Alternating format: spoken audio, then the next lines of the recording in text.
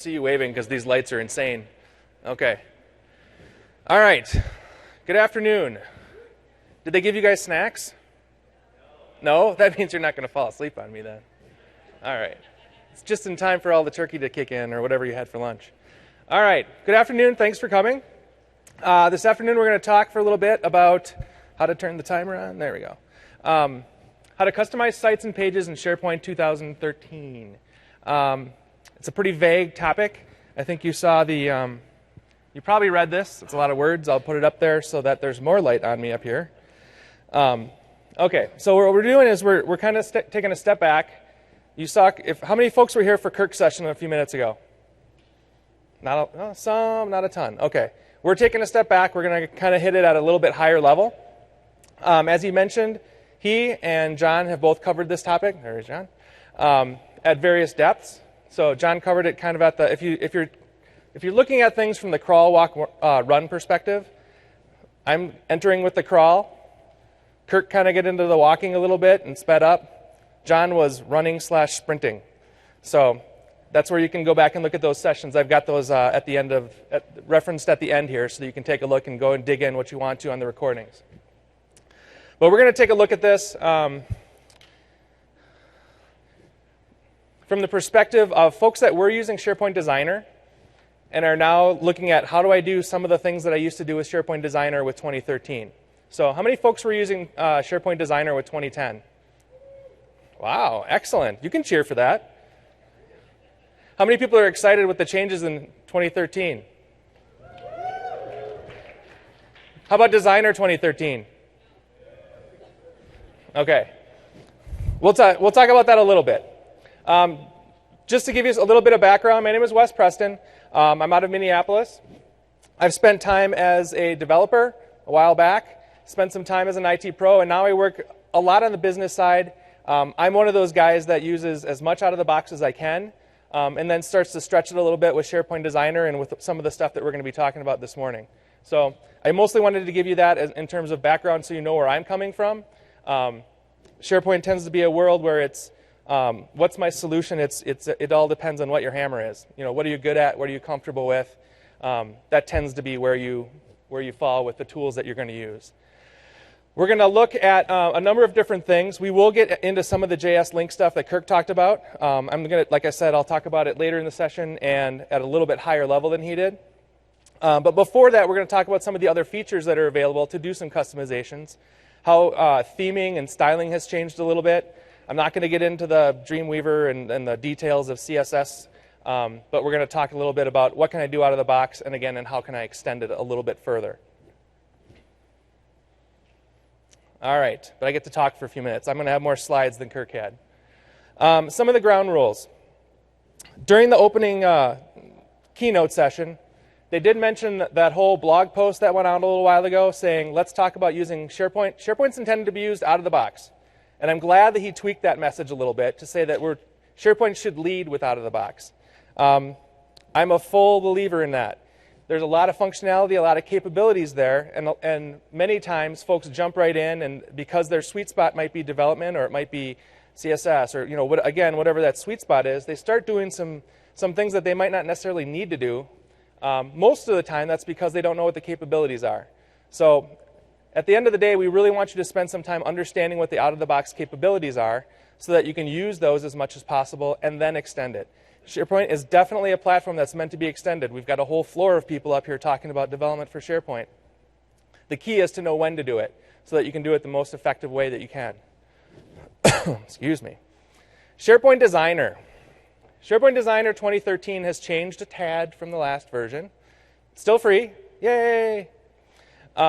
Now, however, when we're talking about doing page customizations, it's aimed a little bit more towards developers than it was towards power users. And we'll talk about those terms in a few minutes here as well.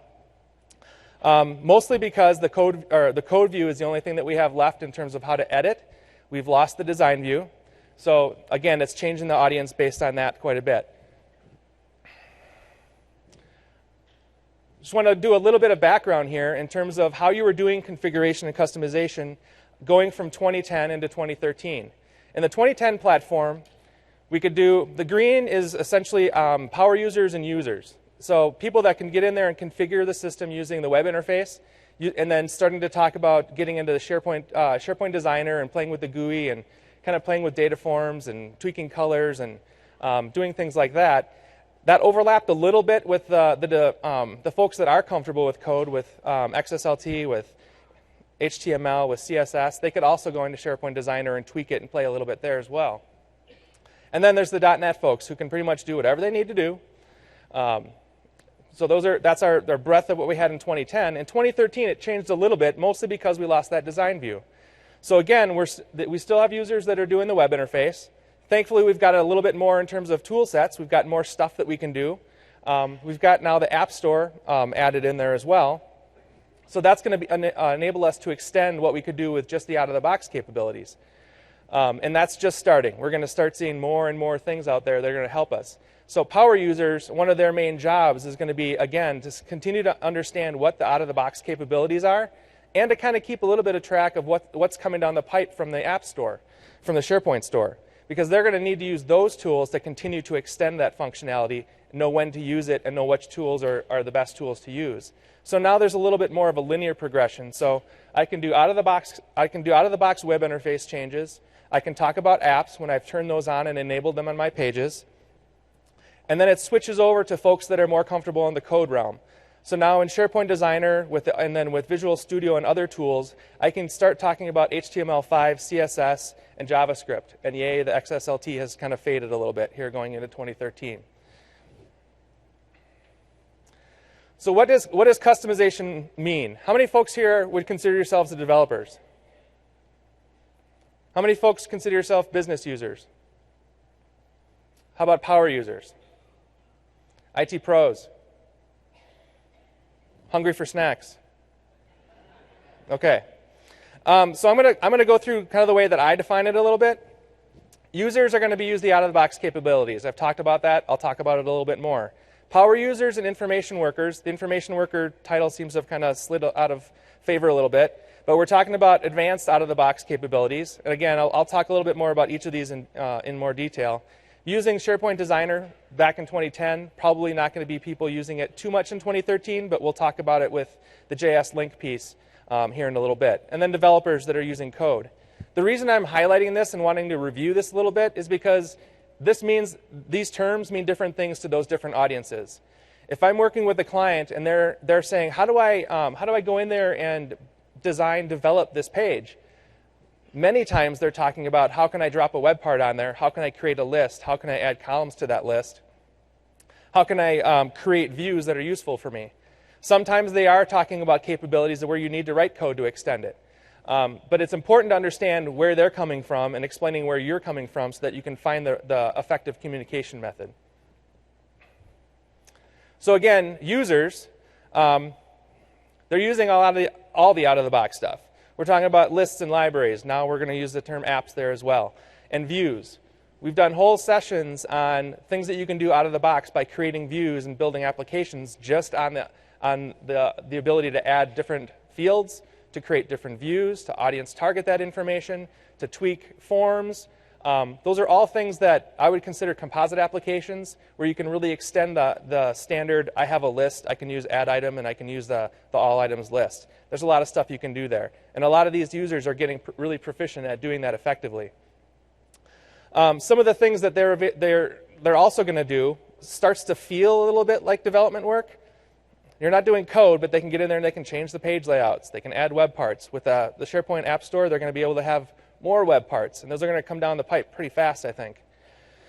All of these things I'm talking about are items that you're seeing up in the ribbon. So I can format the text, I can change the page layouts. Changing the page layouts, amazingly, is something that a lot of my users tend to miss. They get the page the way that it is, they say, all right, I'm going to add web parts, they put them all over in different locations. Then they're trying to build this page that just gets longer and longer until someone introduces the idea of page layouts, and they can have 2 columns. So they're basic concepts, but we have such a large community that there's always people that are learning the SharePoint basics, so it's important to keep that in mind. Power users. So this is where things are changing a little bit. Power users in 2010 and earlier were really those folks that got to be really proficient at understanding the out-of-the-box capabilities, and they started to kind of eke into SharePoint Designer, and they were looking at code, and they were kind of understanding it enough to cut and paste things. Sometimes it was a dangerous move. Sometimes it broke some stuff it probably shouldn't have, but that was the reality that we were in.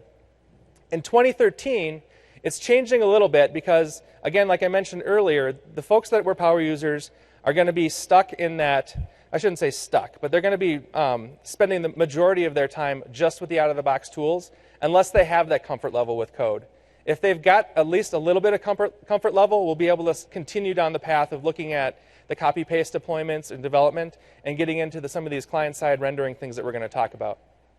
So this is another thing that's going to be interesting to understand.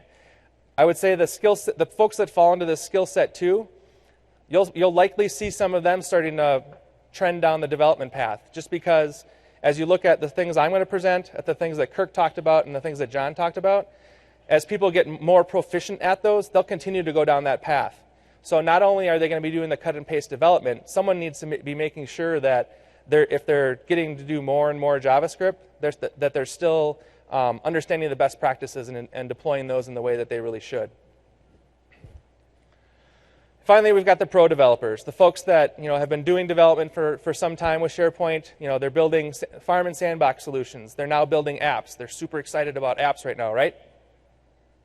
Oh, come on. You said you were developers. You're supposed to be excited about apps. They're getting into some of these new look and feel options, and we'll talk about that here not too long in the future. And then those advanced client-side rendering pieces. So advanced what I consider advanced is the stuff that John was doing in his session. So go take a look at that. But anyways, so these folks are going to continue to do what they're doing, but we're going to need to leverage these guys. We're going to need to leverage these folks to help out with the power users that are going to start playing with that JS Link piece. It's very powerful, and it's going to be really tempting to start eking into that more and more. When we talk about the users, the end users, folks that again are using the out-of-the-box capabilities, they want to make sure we're going to need to make sure that they understand some of the new capabilities. You've seen this tile bar that shows up every time you start up a new 2013 site, a team site. It might feel like development, but it's really just an app. It's really just a list behind the scenes where I can add items to it, and it's going to stack those on my page. So again, another great new tool that all we have to do is say, new app, give it a name, and start putting data into it, drop it on a page, and we're done. Out of the box, folks are going to get a lot of bang for their buck out of that one. So keep in mind in that one. Some of the other ones that we've seen that we're really excited about are the timeline views and the project summary views. Thankfully, 2013 is getting really, really good and deeper into that whole project space. So we're getting these tools like this that would have been a custom web part or custom control in the past. So again, keep up to speed on those and keep track of what's coming down the road. We talked a little bit about SharePoint Designer.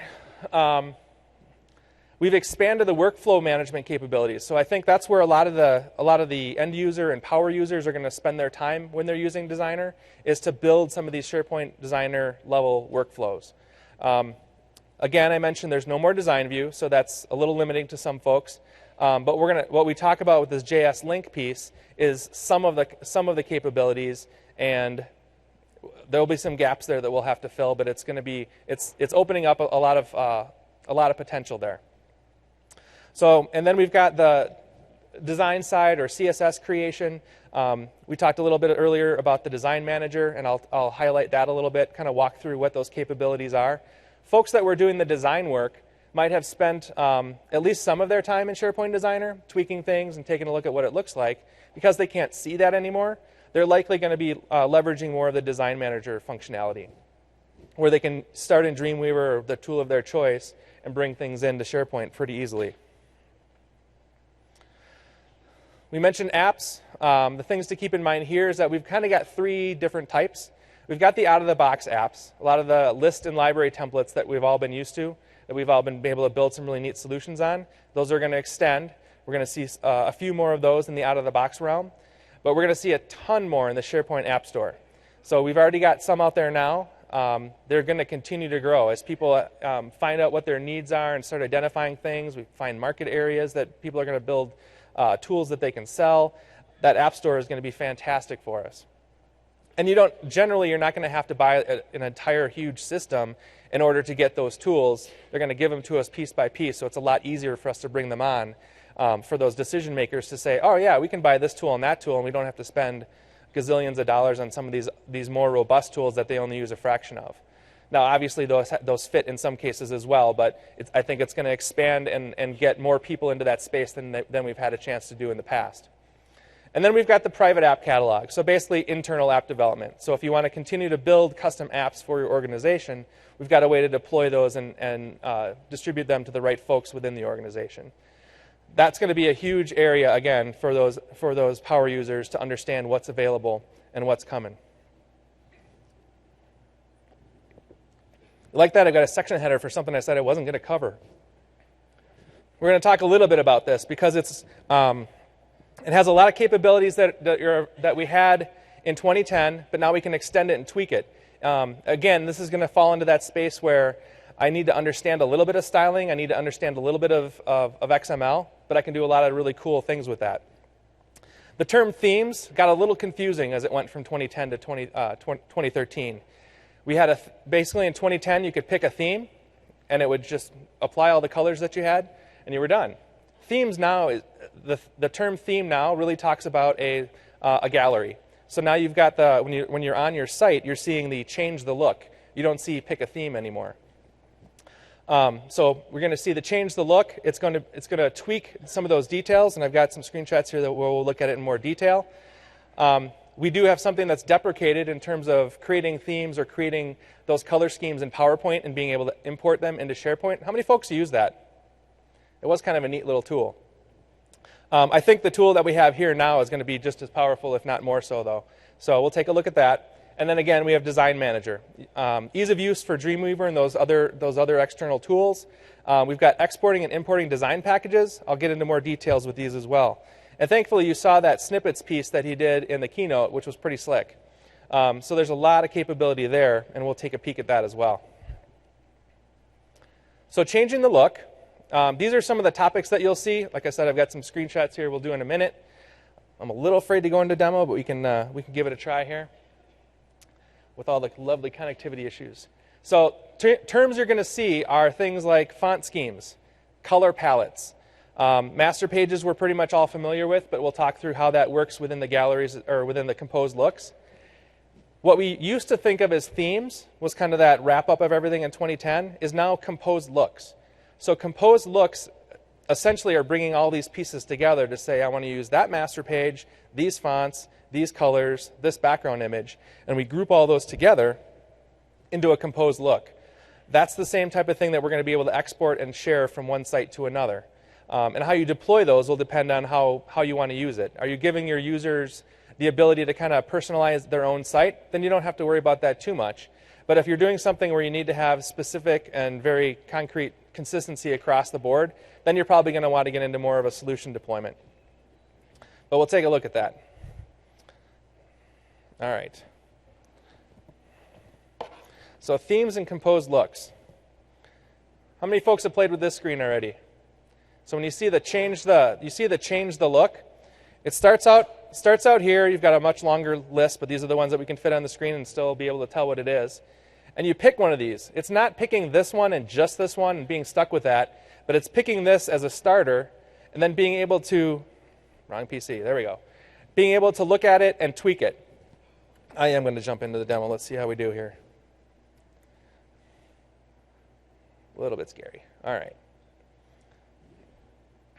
So you've got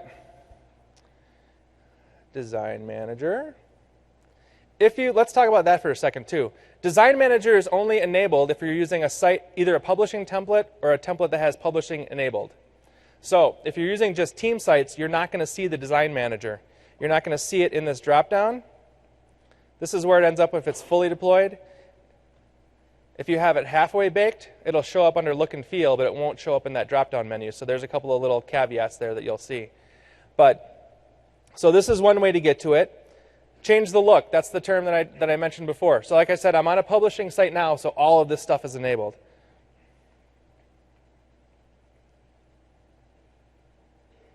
Yeah, that's not too bad. All right, so I pick one of these, jumps into the details. Here's where it gets to be a little bit nicer than what we've had in the past and pretty slick. You saw in the keynote where he dragged, where Jared, I think it was, dragged and dropped an image, a background image off his desktop and right into this box here, which was pretty slick. So you have lots of control over that one. But what we've got here is we've got your color schemes, lots of pre-baked color schemes. And you basically come in here and you pick what you want it to look like. You can kind of go around and play with it a little bit. And you can do the try it out, which is nice, which we didn't have before. I believe you. And this is why I have the screenshots. All right, go away. Okay, what I want to show you is the fact that you've got these drop downs. And I'll show you why this is pretty cool here in a minute. If we jump back,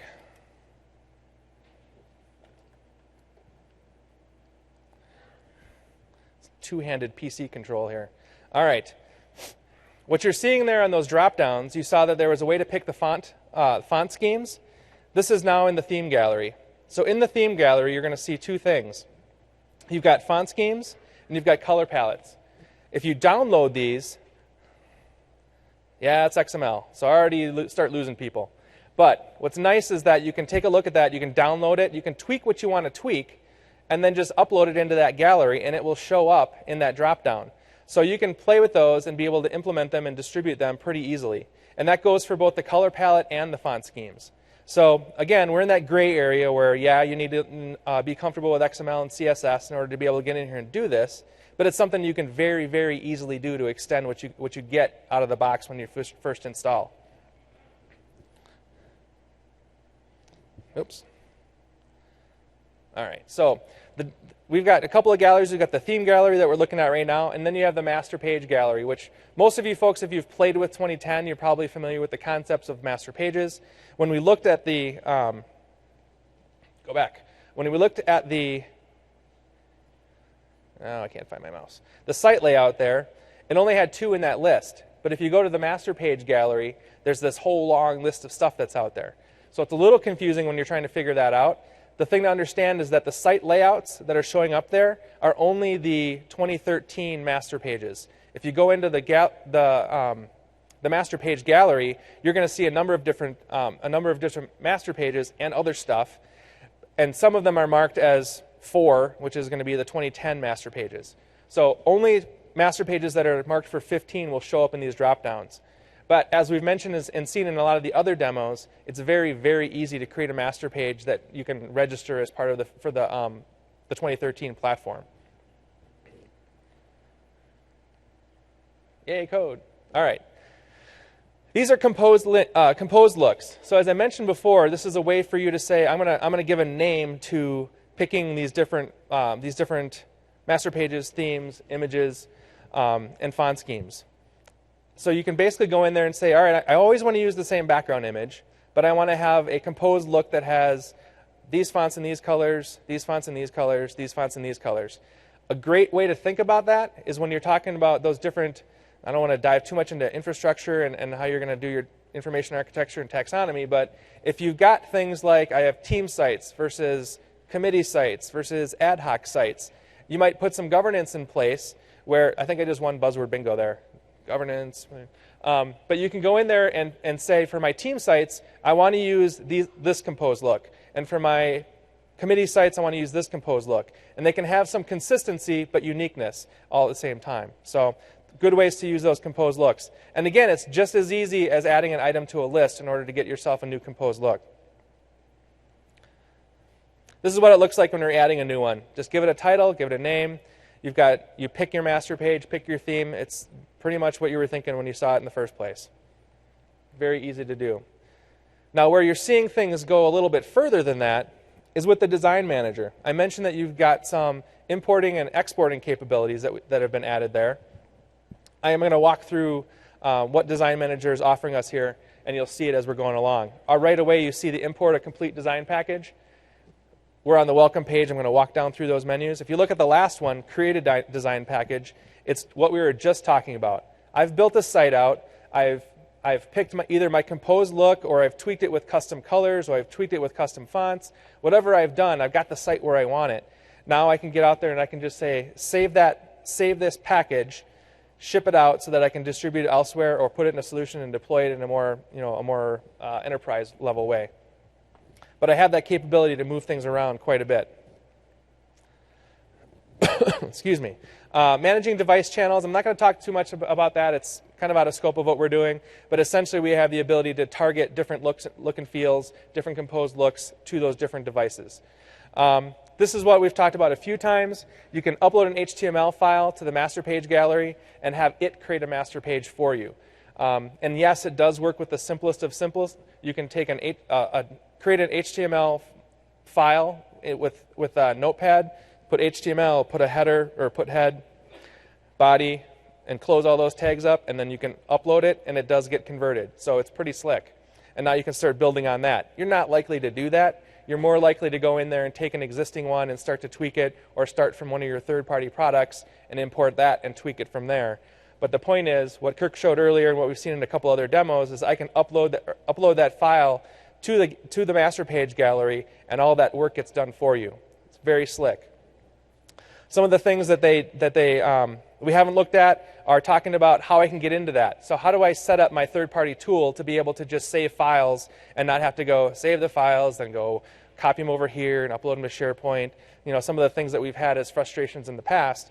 Now you can just map a network drive to that location and have your Dreamweaver or other tools have that as a drive within their tool. So now it's very easy to be able to say, oh yeah, I'm in Dreamweaver, I make my changes, I hit save, it's saving it to that location, I'm done. I don't have to go and do all the other rigmarole.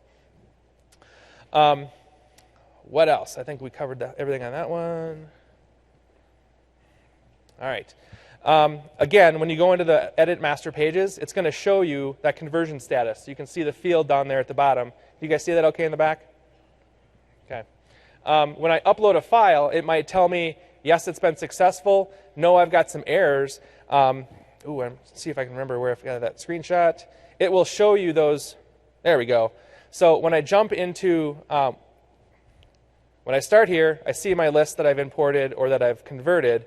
I click on the name, so I click on Oslo or click on Seattle, and it's going to jump into this, this wizard page where it's going to show me what worked and what didn't. Tested this with that simple file where I maybe intentionally or unintentionally left some of the closing tags off. It told me that. Something's not right, looks like something's not closed, didn't convert it. So I was able to go in there, resave it, re-upload it, and boom, everything worked just fine. So then it gives us these messages to let us know where we're at. The other reason that this page is important is that this is how you get to those code snippets. You can see in the top bar there, I've got the ability to jump to that snippets page where I can grab those different controls and drop them into my other tool, into my Dreamweaver or whatever else I'm using, so that I can then save it and have my SharePoint tools inside of that other interface. This is a page you're going to want to spend a little bit of time on just because there's a lot of stuff there. It kind of looks a little innocent when you first look at it and see the ribbon, and you see these different controls at the top. They're kind of small to see right here. But you've got the top navigation. He did the search box during the keynote session. But what you really need to do is go to the, man, that's blurry. Let's jump over there. Let's see if it lets us in.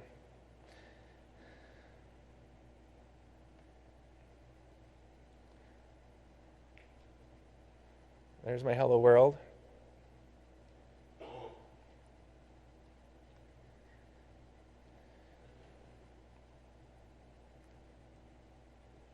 There we go. That's nice and big.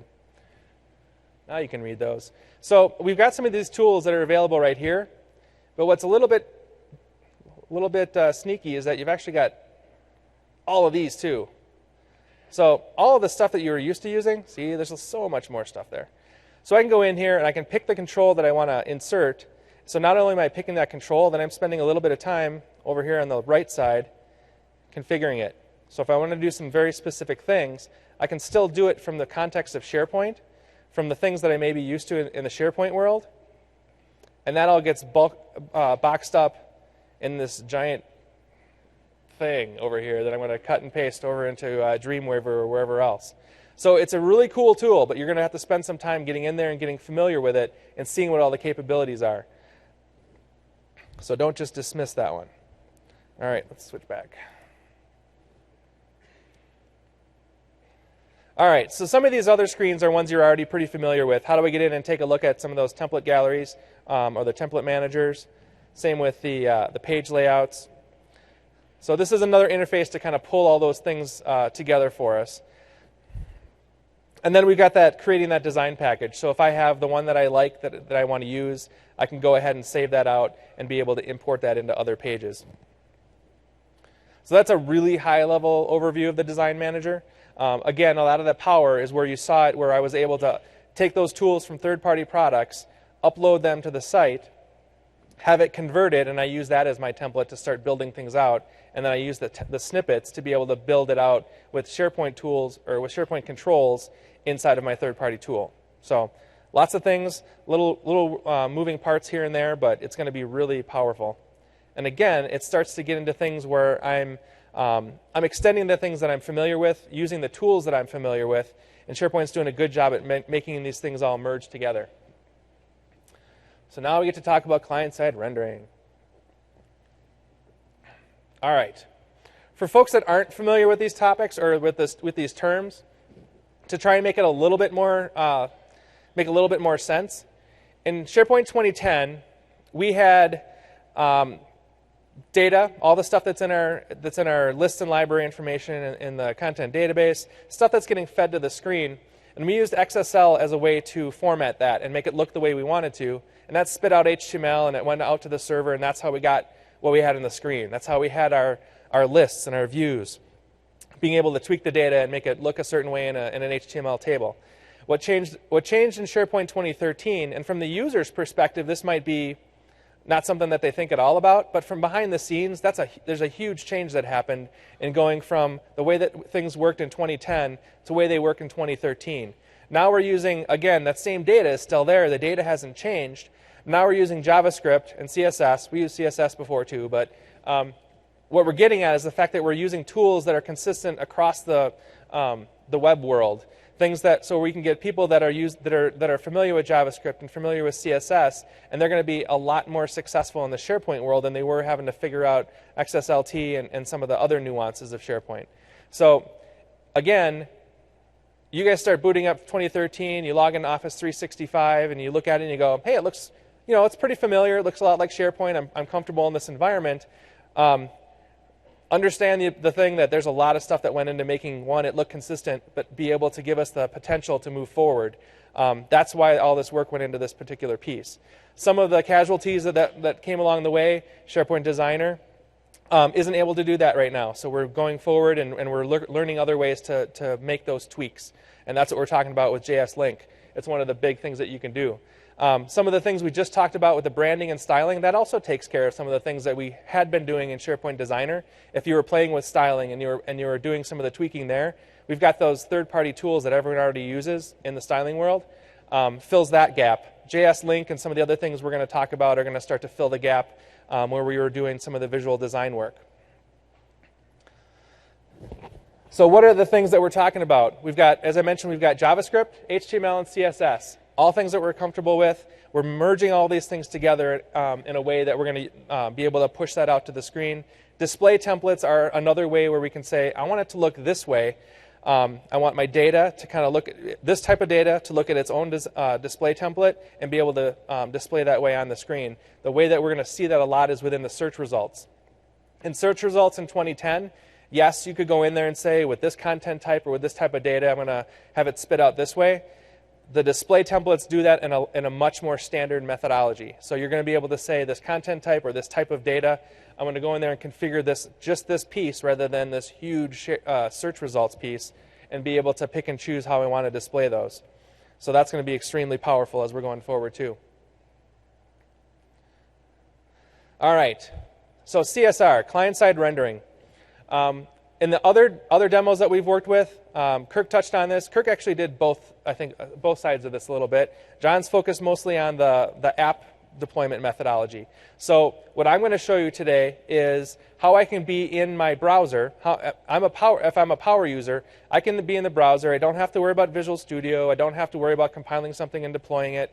I want to be able to make some tweaks within the controls that I have, within my site collection. So that is going to be more of the third option there. I've got three options. Deploy as an app.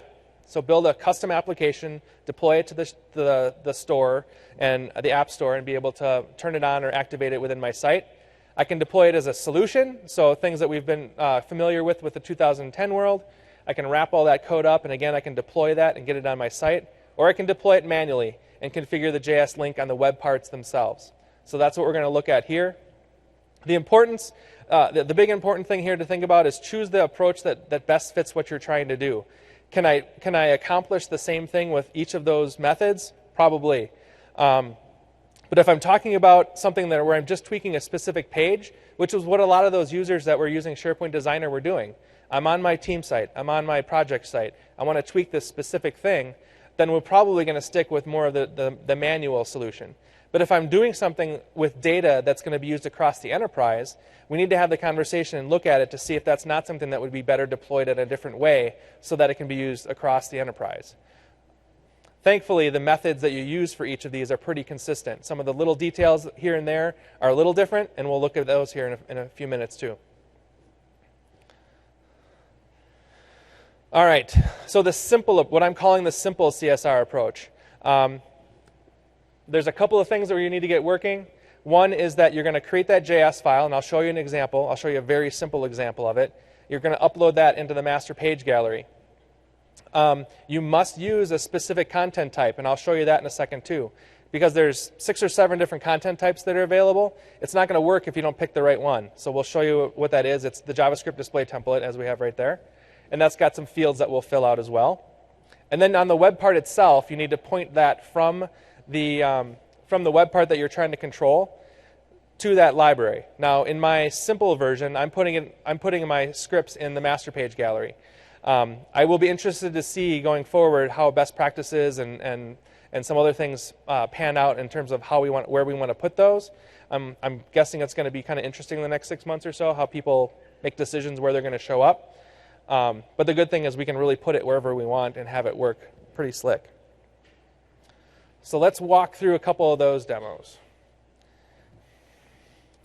And I can jump in here and show this too, but so the one thing that, if you didn't have it in the very beginning, that I want you to have is my blog address, because I'm going to get these code samples out to you via that. I'll bring it up again here in the end. But I've got 4 different JS scripts.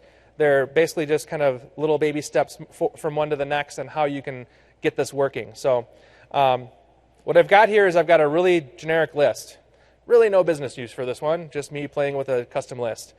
And I'll show you the before and after. This is the plain Jane, as simple as you can get, JavaScript file that you're going to use that JS Link will take a look at. So you're putting together some of the objects that you're going to need to control.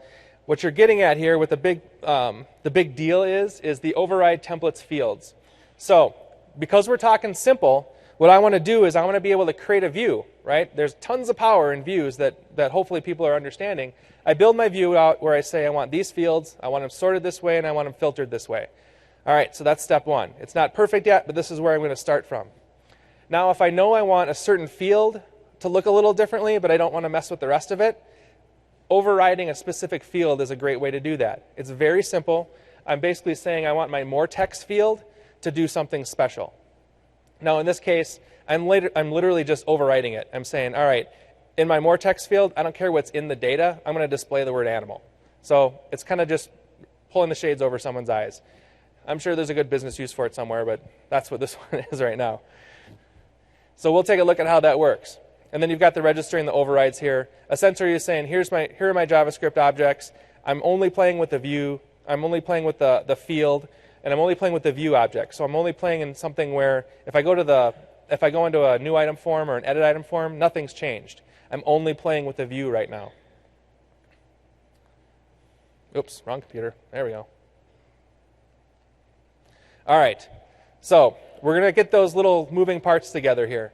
if I go into the master page gallery and I upload my document, I'm going to change that. I want to go over and see it.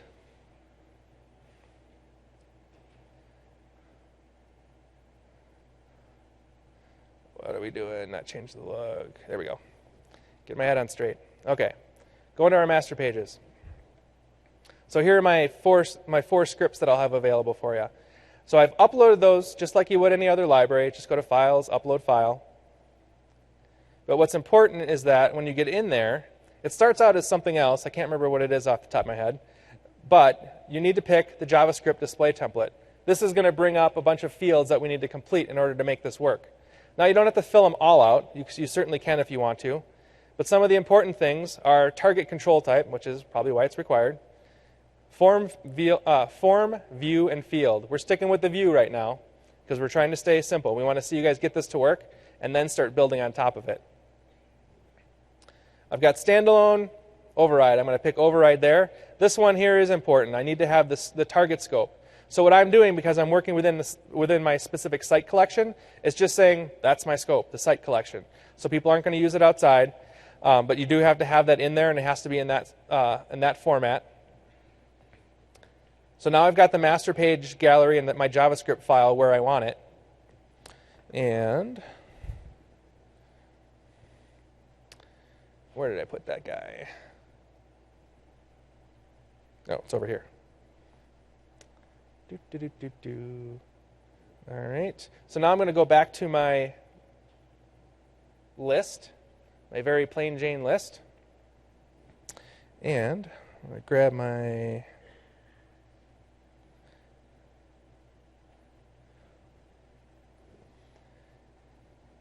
And if this isn't a publishing site, you're not going to have the page over here, so you can't edit it there. You have to jump over here. Edit page. So I would say most of the time that you're doing something like this, you're not going to be doing it on the all items page. You're not going to be doing it on that general page that you're using for the list or library. You're probably going to be building a wiki page or a web part page or some other page where you'll have zones and you can drop the web part on there. I happen to be just using this one right now because it's easy and I'm lazy.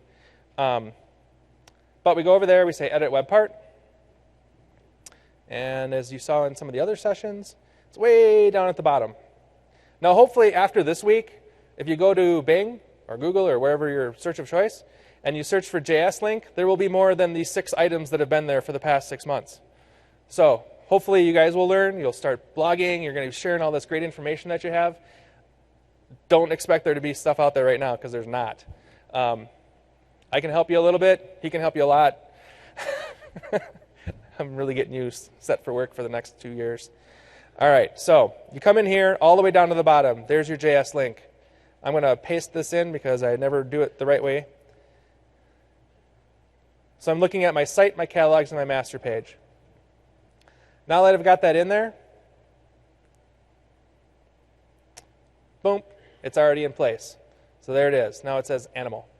Isn't that exciting? So, but did you see how easy that was? We went from being able to just say, I want this field to do a specific thing. Now I can go change it, and I can go from one to the next, and I can just change which JavaScript that I want to use to do the override, and it can get more and more complex. So we'll step through a couple more of those so you can see what it looks like.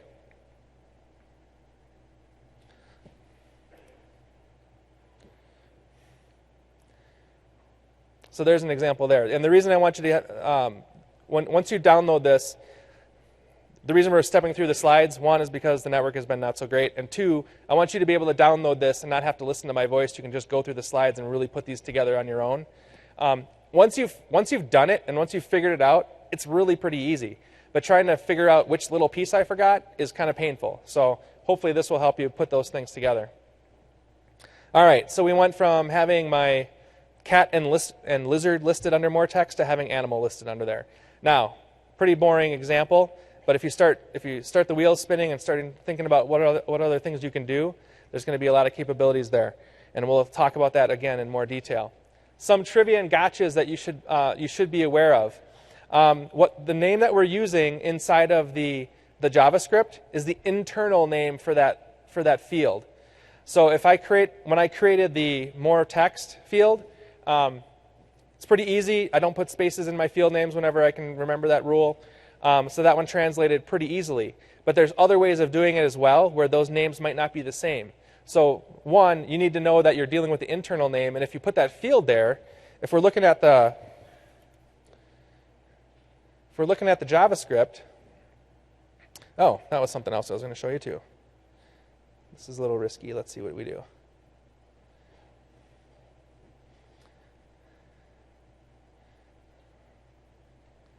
Dum, dum, dum.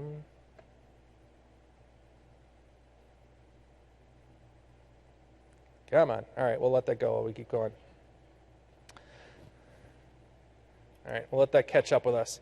So you need to be able to find those internal names. So if you're putting the name in your JavaScript and it doesn't work, everything might be working except for that name. So that's an easy place to get tripped up on. So you need to understand how to go find that. And we can show you how to find that here once we jump back over to the other side. The other thing that's kind of a little tricky was that when you're in that view, sorry to be jumping back and forth here.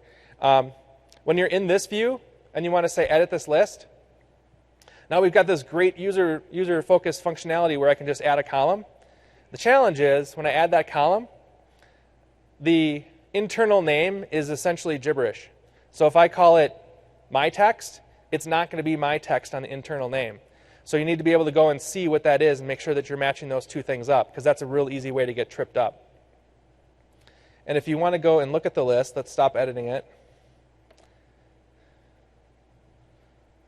There we go. One way that you can find out what that internal name is, if you click on the field, there it is right there at the very end, field equals. That's my internal name. I've got a blog post on this, so don't worry about writing all the notes down. But little tricky. That doesn't look anything like what the name of my field is. But if I want to create an override to override that particular column, that particular field, I need to use imgw, which means nothing. So keep that in mind as well. Remember to use the right name and remember how to find it. And if you can help it, don't use that. Don't add them from this interface. Add them from the list settings. Or if you're using the app model, you're probably going to do it via code anyway, so you don't have to worry about that. All right, so let's look at some of these other examples.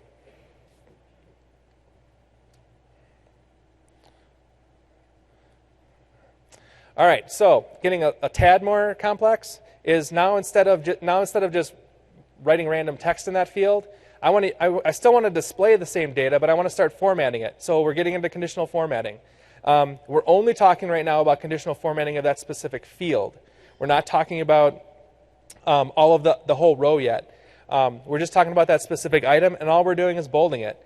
But you can see where the terminology or where the call out changes a little bit. I'm using the context item, the current item, and that more text field.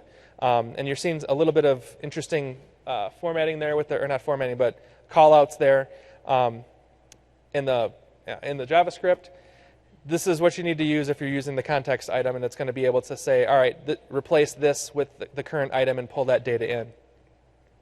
Again, I can go over and show you how I can go over and turn this on, but it's going to look exactly like this.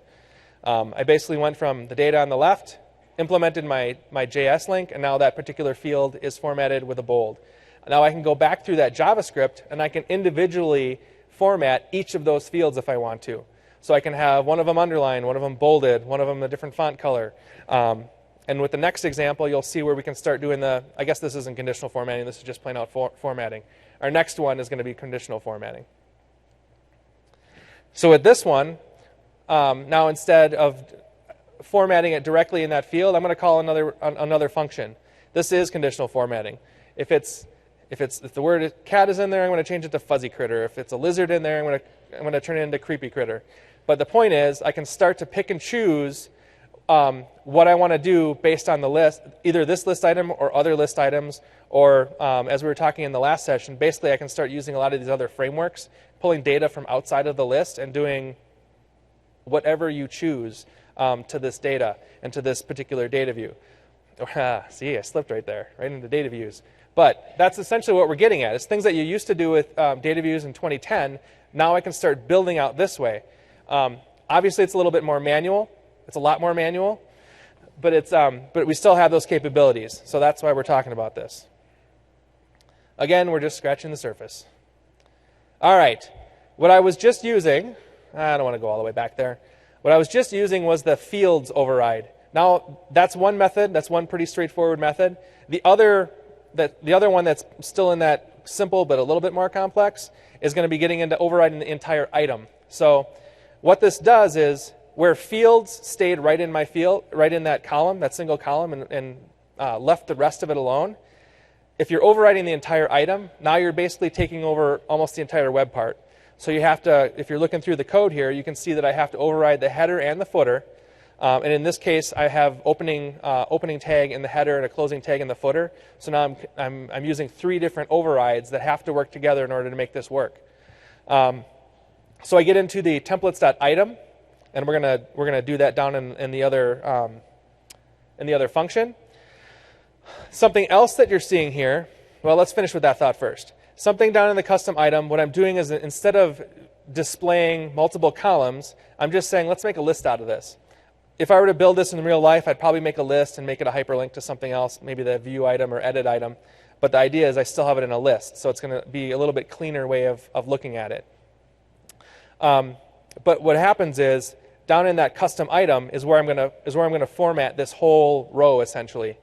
In this case, we've got a list item. If I did something where I was opening up a table, each item would have to be a TR. So I'd have to go in there and say, here's this row, here's this column, this column, this column, this column, and I can do whatever I want with them. I can build that out manually, and then I'm going to be able to overwrite it and have it display that way. So we can take a look at what that looks like. What I want to talk about here, though, before we jump out, is the base view ID and the list template type. Everything that we're doing right now is on a single page. If I were to do this on a web part page, if I was going to be building a composite app and have 3, 4, 5, 6 web parts on there, if I'm putting a JS link on one of those web parts, without constraining it, it could actually talk to the other ones. So now I'm going to get stuff happening all over the place. The reason what I use the base view ID for is the specific view of that list, of that type of list. So with 1 being the all items, what was 0? Summary view of the announcements one. So there's different IDs where I can specify if I had 2 web parts of the same list on there, then I can say this is for base view 1, this is for base view 0, and the single snippet of code isn't going to break both of them. It's going to do one and leave the other one alone. That one is a kind of fun one to play with. Maybe we'll see if I have it set up to do that or not. Because you can essentially have the 2 web parts on there, set the JS link on one of them, and then tweak the views on each one of them, and then move which one is formatted up and down. It's kind of fun to watch. So that's one thing. The other one is the list template type. So list template type is saying I'm using a custom list. So in my case, this is type 100, I think. So if I've got different lists on that page, now I have the ability to target this JS link or this JavaScript to that specific list type. So what I'm doing is I'm narrowing down the scope and saying the JS link is going to work for this specific web part with this specific view. In this case, we only have to worry about one, but in a page where you've got a lot of stuff going on, you need to pay attention to those.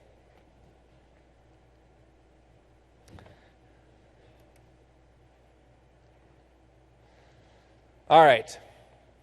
So when we talk about the client-side rendering, I've already kind of explained that in the broader sense of the topics that you're seeing here yesterday and today, we're really talking about crawl. And the reason I'm staying with that is because I'm really wanting to target the folks that were using SharePoint Designer and are now really saying, all right, how do I do some of the stuff that I could do?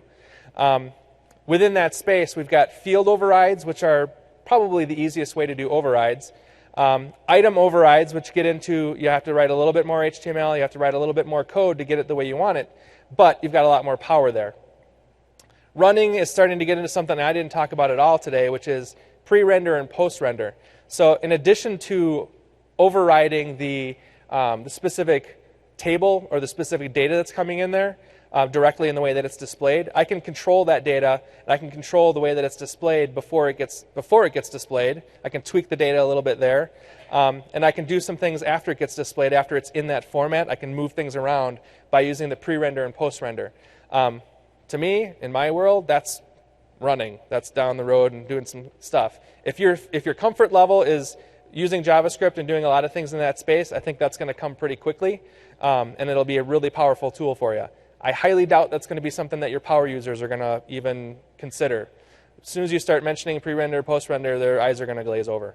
So keep those things in mind. Try and understand when you can leave stuff in their hands and when you need to start asking for help and bringing in other folks with different skill sets as well. All right, shit, wrong one. All right, so what we didn't do, I think it might be loaded up now, is using SharePoint Designer. So we can, and really it's pretty convenient. If you're not using Visual Studio, and probably most of your power users aren't going to have Visual Studio available to them, you can use SharePoint Designer to do some of this tweaking that we were doing. So we can take a look at that as well. Basically, the JavaScript that we have is available in the master page library.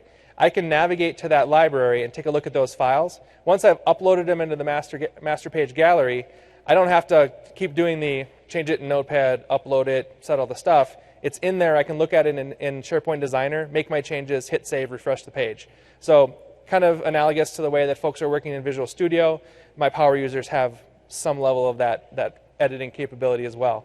And I can show you that too. In fact, let's jump over there.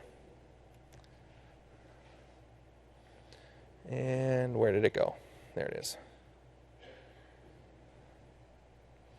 All right, so if we take a look in here. Now, one thing that is a little confusing / irritating, I went to, where's my file? My file's in master pages, right? Do you see them in there? Pretty sure I put them right here. This view does not show them.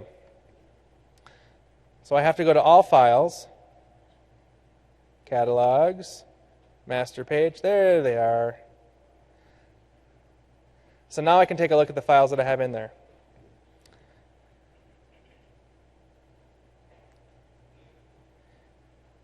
So you can see how I did that. I right-clicked on there. I'm opening it with SharePoint Designer in text. Now I can see my file. I can make tweaks. I can save it. I can refresh the page, and I can do my work right now. So it's a very slick tool. For those of you that are used to Visual Studio, I think it's pretty close to that type of experience for the power users. Again, SharePoint Designer is free, so this is a great way for you to get in there and play around. And I do have a slide at the end, but I'll mention it now, is that if you're a power user, if you're in that role, or even if you're in some of the other roles that are out there, and you want to start doing this, I'm not sure what good percentage would be to say that, yeah, you don't have your own personal environment to play in. We have Office 365. This is a fantastic tool for you guys to be able to just go and get yourself a subscription, super cheap. All the stuff that I'm showing you, let me take a step back. All the stuff I'm showing you with JS Link, you can do in, I believe, any of those levels. Is that, okay. Yep, and that's what I'm using as well. The reason I stepped back from that a little bit was that because the publishing features are only available in some of the higher levels. But you can do all this JS Link stuff. You can play with this all in your own environment that you get, that no one else can play with. You can share it with them if you want to later. It's a great way to do that. I don't work for Microsoft. I just think it's a great tool. So you can do all of this stuff. Get yourself Office 365. Get yourself SharePoint Designer. Get to know how to do this. If you were someone that was good with SharePoint Designer in 2010 and really good at building those composite looks and doing things along those lines, this is where you want to spend some of your time if you're comfortable in the code world. If you're not, there's still going to be a lot of great tools coming. It'll just take a little bit longer for those things to come out. So keep that in mind.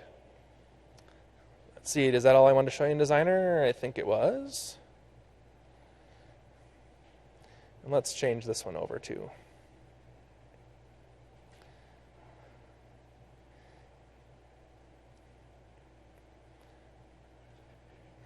I think I was going to leave it on 4.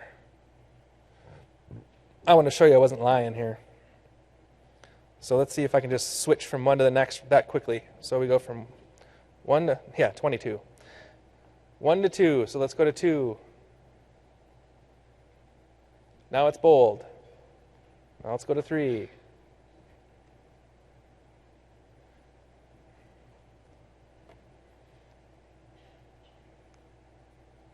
What was 3? Now we got conditional formatting. There's my fuzzy critter and creepy critter.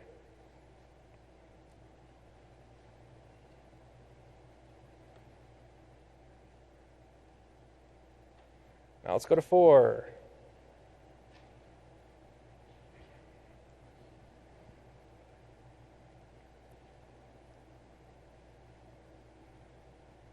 Now I've changed it into the list items, so I can see it that way. This is the last one that we did was using the item override. So now you can see where it basically wiped out that whole table, and it's only showing what the code that I've written in there, which happens to be a list item in this case. The other thing that's nice about the item is that I have the ability to tweak the header and the footer, so I can get rid of all those other controls and make it a lot cleaner. So this is something that would be nice if I was doing something like an announcements web part, and I don't want to take up the whole screen. I might want to put it over in the right nav, and just not right nav, but in the right column, and make it nice and clean. So this is a really great way to clean that up. So if we jump back into Designer, and we're looking at 4 here, so let's look at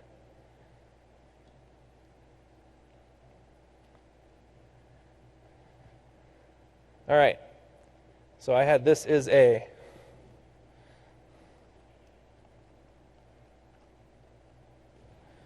just add some more text. Control S. Saved. I should probably have closed that before I did this, but let's see what happens. Look at that. That's how easy it is. Yay. So again, the thing I really want to drive home is you don't have to be a hardcore developer. You don't have to be a pro developer to do this stuff. It's very easy. And I'm intentionally staying in that easy realm with what we're showing you here. All right. I think we're almost done. Let's see. All right. I didn't even touch on forms today. I think that gets a little bit crawling fast, walking maybe in that level. But there's some different things you can look at. If we looked at the JavaScript, you saw that in the JavaScript I had a view call. When you're starting to talk about forms, you're going to have things like display form and edit form and new form. Those are the different templates that you're addressing when you get into overriding those particular pieces. One thing I do want to mention is that when you look at the forms, so one of the ways that I used to do things in 2010, if I wanted to trim off some of those fields, I do a lot of work with what I call intake forms. So if people are making requests of a department, rather than walking down the hall and asking someone verbally or sending an email, I want to put a little bit more control around that. If you're going to ask me for something, I want to say, I need you to fill out these 3 or 4 fields. You know, which document do you want? How many copies of it do you want? And where do you want it delivered? I want you to fill out specific information. Because when you just randomly send me an email, odds are pretty good you're not giving me all that information. Now I'm wasting time going back and forth. So I created an intake form. But when I'm doing that intake form, I'm creating a SharePoint list that's got a lot of different fields to it. I don't want you, and I don't want you to see all those fields. I don't want you to be daunted by those fields and you say, give me a new item. I only want to show you the 3 that I want you to fill out. So I would open it up in SharePoint Designer. There's a couple ways to do this. I like to open it up in SharePoint Designer and create a new form, a new form, and trim off those fields. I use the visual designer, or I look at the code and kind of cut and paste, which some people don't like, but you can do it. So anyways, I now have a form that's a lot more relevant to what that specific request is. You can do that with things like changing content types, and there's other ways to do it as well. But what's important to note here is that I've got 2 different types of forms when you look at it from the SharePoint Designer side of things. The ones you get out of the box, the new item, edit item, and display item, all have what's called the list form web part. This one, you still have a JS link property to that you can play with. And there's some other things, CSR render modes. If you're in SharePoint Designer and you create a new form, which you can still do, it's a different web part. I just want to show you here. So you're not in that other web part is not going to, where am I here? Okay, talk and click at the same time. All right, so these 3 are the ones you get out of the box. You can still go up here and say, give me a new one. Here's a new item, a new item, a new edit item, a new display item. When it creates those,